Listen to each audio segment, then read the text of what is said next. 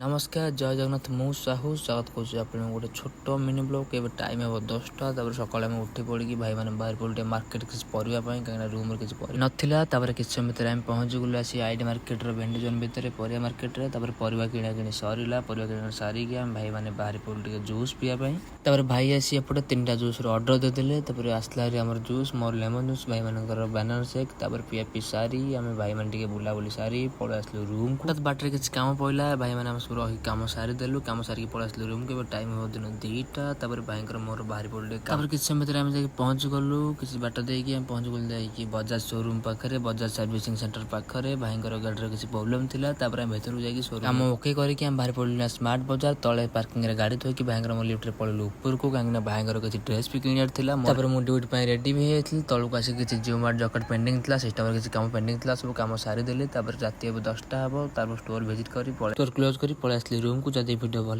Like comment share कर जमा भूल जय जगन्नाथ।